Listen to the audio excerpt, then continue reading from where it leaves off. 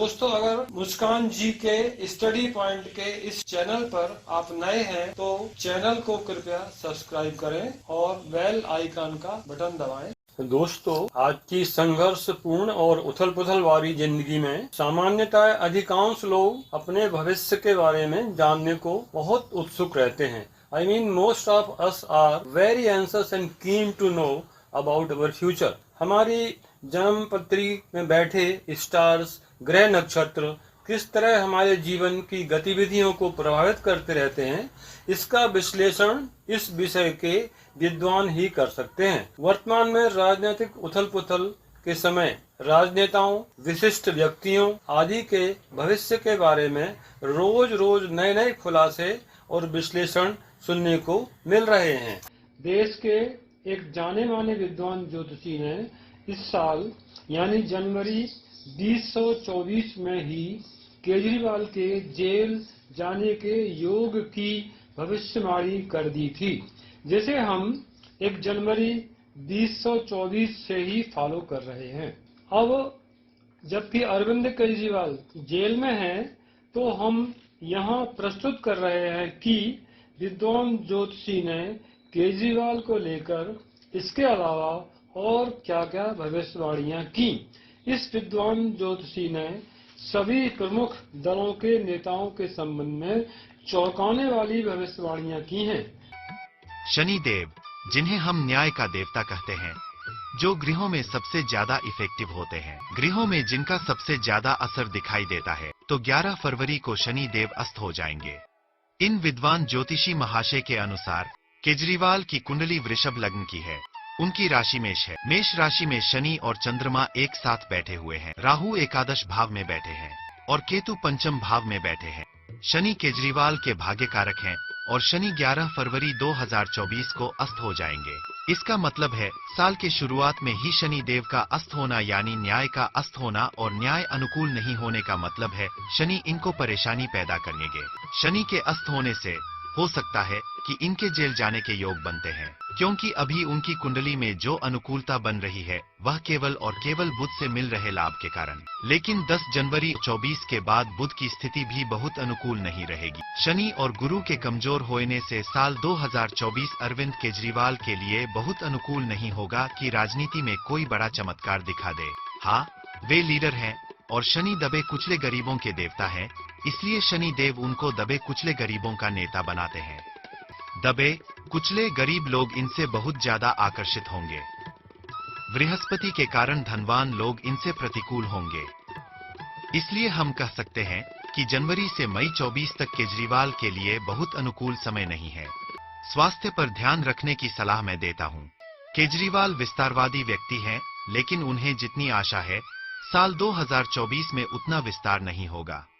तो अब जानिए आचार्य जी के विश्लेषण अनुसार अखिलेश यादव का साल 2024 का भविष्यफल।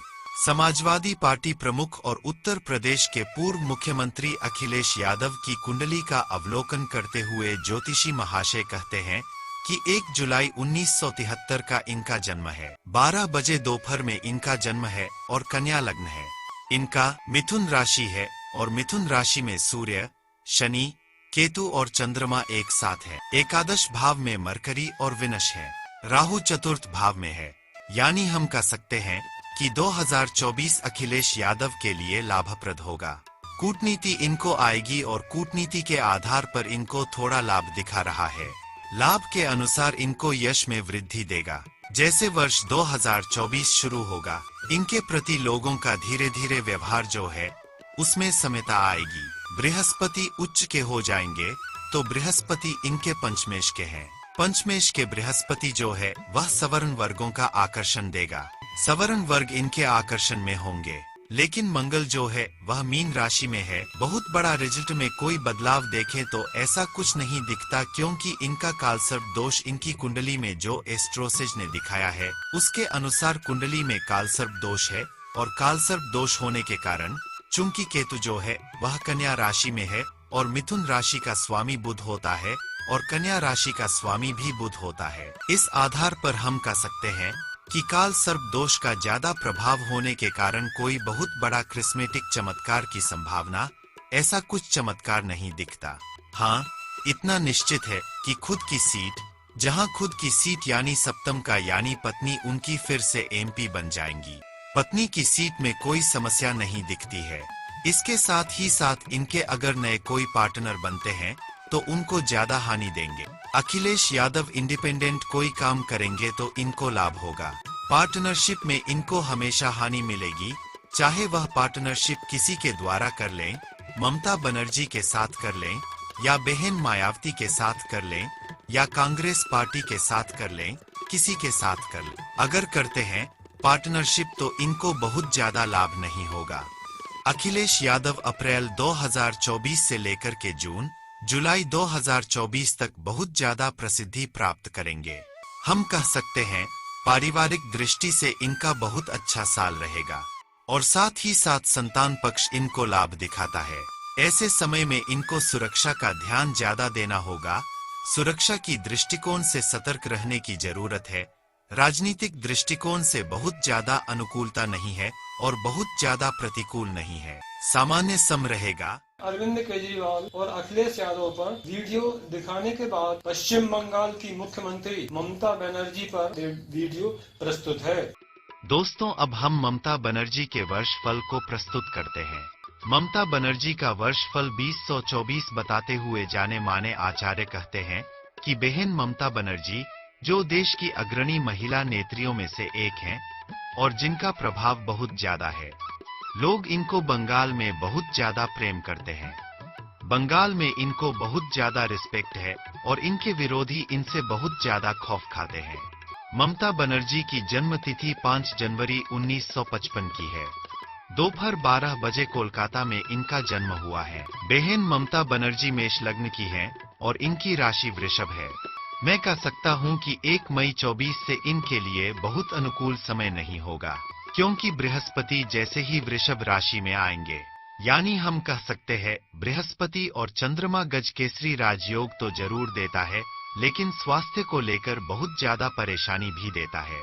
और साथ ही साथ शनि इनके सप्तम भाव में है, वह नीच भंग राजयोग देते हुए भाग्य स्थान में राहु सूर्य ग्रहण योग दे रहे हैं। यानी बहन ममता बनर्जी को ऐसा लगेगा, इनको ऐसा महसूस होगा कि इनको बहुत बड़े राजयोग की प्राप्ति होने जा रही है। इनको दिवा स्वप्न बहुत ज्यादा दिखेगा, लेकिन कोई बहुत बड़ा चमत्कार इनके पक्ष में नहीं दिखता। स्वास्थ्य में इनको परेशानी दिखता है। अचानक इनको सांस से संबंधित परेशानी आ सकती है। अगर प्रसिद्धि की बात करते हैं तो कर्म स्थान के स्वामी शनि हैं और शनि स्वयं के घर में है, इसलिए प्रसिद्धि सर चढ़ के बोलेगी, प्रसिद्धि खूब मिलेगी। लेकिन शनि जो है वह न्याय के देवता हैं और धर्म के खिलाफ अगर बातें जाती है तो केतु की दृष्टि पड़ती है, यानी हम कह सकते हैं कि एक पर्टिकुलर धर्म विशेष को सपोर्ट को लेकर एक बहुत बड़ी आबादी में इनके खिलाफ बातें जाएंगी और जिसके कारण इनके विरोधी पक्ष इनसे ज्यादा मजबूत होंगे।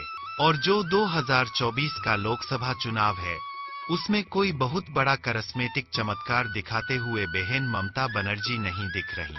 बहन ममता बनर्जी के लिए 2024 स्वास्थ्य के लिए बहुत अनुकूल समय नहीं है। स्वास्थ्य को लेकर सतर्क रहने की बहुत ज्यादा जरूरत है। सत्ता शासन में जहां मुख्यमंत्री पद पर हैं, वह बनी रहेगी, लेकिन राष्ट्रीय राजनीति में कोई बहुत बड़ा करिश्मा नहीं दिखा पाएंगी।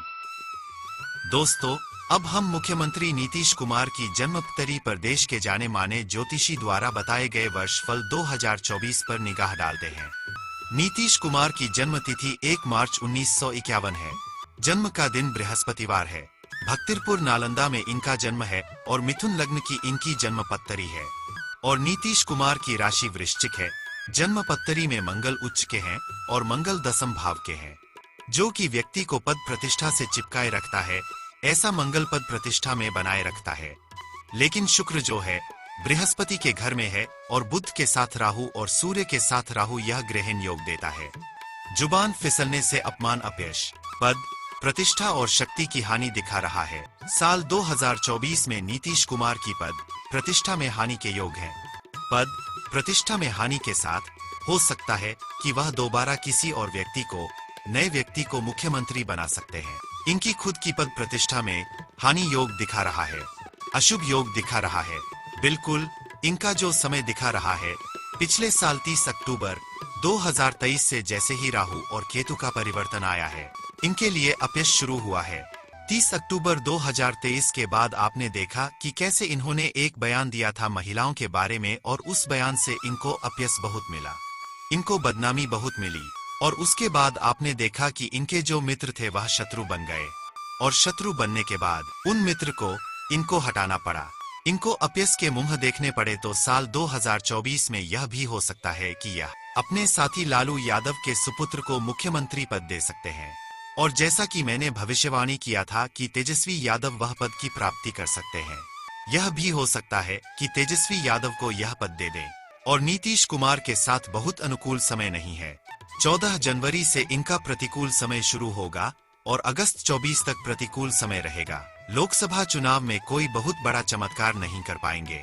और इनके बारे में जैसा लोग कहते हैं, जैसा इनका यश है, जैसा लोग बोलते हैं कि प्रधानमंत्री बनना चाहते हैं, तो प्रधानमंत्री पद की प्राप्ति यह नहीं कर पाएंगे।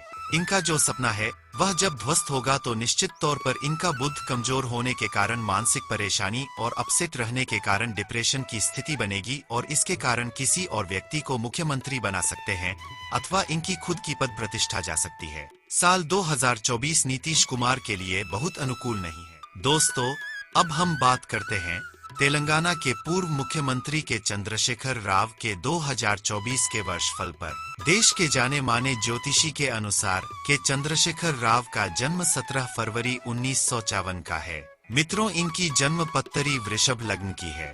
लग्न में बृहस्पति बैठे हुए हैं।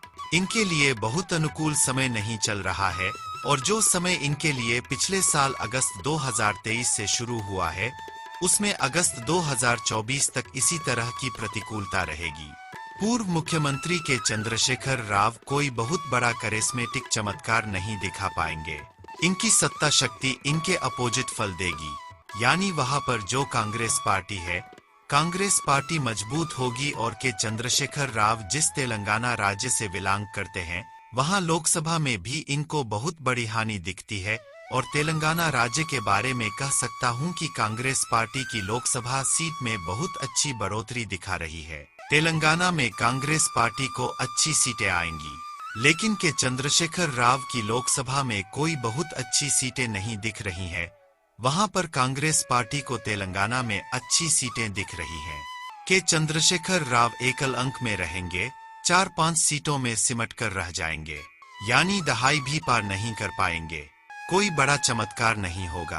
तेलंगाना में कांग्रेस पार्टी को अच्छी सीटें आएंगी, इसमें कोई संशय नहीं है। और इसके साथ ही साथ के चंद्रशेखर राव को स्वास्थ्य में बहुत बड़ी परेशानी आएगी। साल 2024 इनके लिए मील का पत्थर साबित होगा। इनके लिए स्वास्थ्य को लेकर बहुत ज्यादा सतर्क रहने की जरूरत है। दोस्तों, देश के शीर्ष नेताओं की जन्म पत्तरी आधारित वर्षफल की इस श्रृंखला के अगले वीडियो में लालू प्रसाद यादव, राहुल गांधी, प्रियंका गांधी, गृह मंत्री अमित शाह और प्रधानमंत्री नरेंद्र मोदी के विषय में जाने माने ज्योतिषी ने क्या बताया है, जानने के लिए मुस्कान जी के स्टडी पॉइंट चैनल को सब्सक्राइब करें और बेल आइकन का बटन दबाएं। भाइयों और बहनों, अगर आप सामान्य ज्ञान स्टडी पॉइंट के इस चैनल पर नए हैं तो इस चैनल को सब्सक्राइब कर लें और बेल आइकन को दबा दें ताकि ज्ञानवर्धक और रुचिकर वीडियो आप तक पहुंच सके। धन्यवाद।